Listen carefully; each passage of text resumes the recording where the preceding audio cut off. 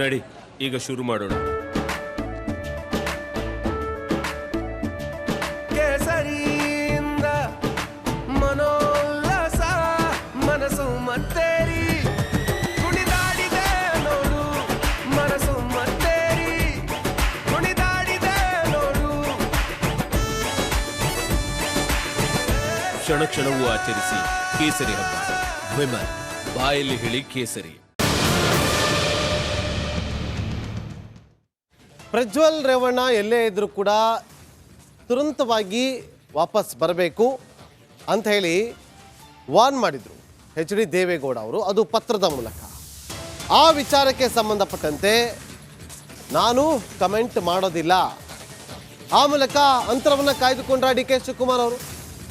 ಪ್ರಜ್ವಲ್ ರೇವಣ್ಣ ಅವರಿಗೆ ದೇವೇಗೌಡರು ಬರೆದಿರುವಂಥ ಪತ್ರದ ವಿಚಾರವಾಗಿ ಪ್ರತಿಕ್ರಿಯೆ ಕೇಳಿದಾಗ ನೋ ರಿಯಾಕ್ಷನ್, ಅದು ಫ್ಯಾಮಿಲಿ ಮ್ಯಾಟರ್, ಕಮೆಂಟ್ ಮಾಡೋದಿಲ್ಲ, ಆ ಬಗ್ಗೆ ನಾನು ಮಾತಾಡೋದಿಲ್ಲ ಅಂತೇಳಿ ಡಿ.ಸಿ.ಎಂ. ಡಿ.ಕೆ. ಶಿವಕುಮಾರ್ ಸದಾಶಿವನಗರದಲ್ಲಿ ಹೇಳಿದ್ದಾರೆ. ಕೇಳಿ.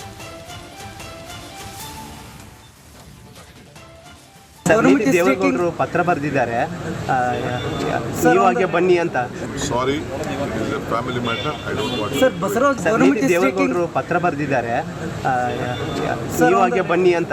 ಸಾರಿ, family matter, I don't want. Sir Basavaraj ದೇವೇಗೌಡರು ಪತ್ರ ಬರೆದಿದ್ದಾರೆ, ನೀವಾಗೆ ಬನ್ನಿ ಅಂತ.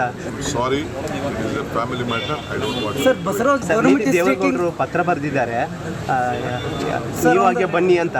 Sorry, family matter, I don't want. Sir Basavaraj ದೇವೇಗೌಡರು ಪತ್ರ. ಪ್ರಜ್ವಲ್ ಪೆಂಡ್ರೈವ್ ಪ್ರಕರಣಕ್ಕೆ ಸಂಬಂಧಪಟ್ಟಂತೆ ಮುಖ್ಯಮಂತ್ರಿ ಸಿದ್ದರಾಮಯ್ಯ ಕಿಡಿಕಿಡಿಯಾಗಿದ್ದಾರೆ. ಮತ್ತೊಮ್ಮೆ ಆಕ್ರೋಶ ಹೊರಹಾಕಿದ್ದಾರೆ. ಈ ಪ್ರಕರಣದಲ್ಲಿ ಎಚ್.ಡಿ. ಕುಮಾರಸ್ವಾಮಿ ಅವರು ಡಿ.ಕೆ. ಶಿವಕುಮಾರ್ ಮೇಲೆ ವ್ಯಥಾ ಆರೋಪ ಮಾಡ್ತಾ ಇದ್ದಾರೆ. JDS ಆಕ್ಟರ್, ಡೈರೆಕ್ಟರ್, ಪ್ರೊಡ್ಯೂಸರ್ ಬಗ್ಗೆ ಮಾತನಾಡುತ್ತೆ. ಇದೆಲ್ಲ ಏನು ಪ್ರಕರಣವನ್ನು ದಾರಿ ತಪ್ಪಿಸೋದಕ್ಕೆ ಏನೇನೋ ಮಾತಾಡ್ತಾ ಇದ್ದಾರೆ. ಪಾಸ್ಪೋರ್ಟ್ ರದ್ದು ಮಾಡೋದಕ್ಕೆ ನಾನು ಈಗಾಗಲೇ ಪತ್ರ ಬರೆದಿದ್ದೀನಿ ಅಂತ ಮೈಸೂರಿನಲ್ಲಿ ಸಿಎಂ ಸಿದ್ದರಾಮಯ್ಯ ವಾಗ್ದಾಳಿ ನಡೆಸಿದ್ದಾರೆ.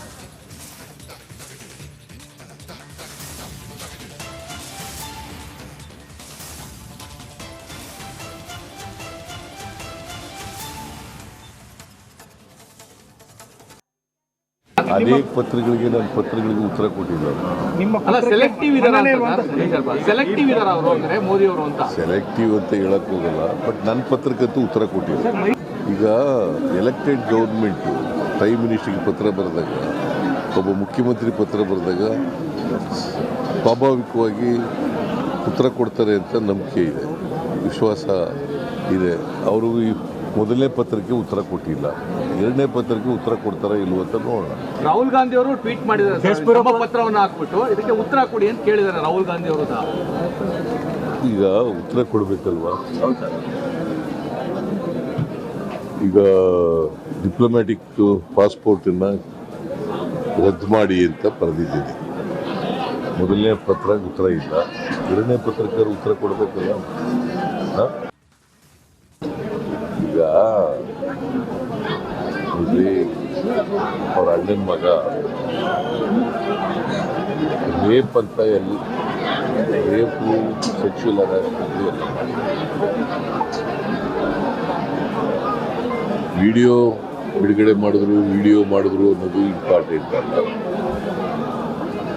ಯಾರು ರೇಪ್ ಮಾಡಿದರೆ ಅದು ಅಪರಾಧ, ದೊಡ್ಡ ಅಪರಾಧ.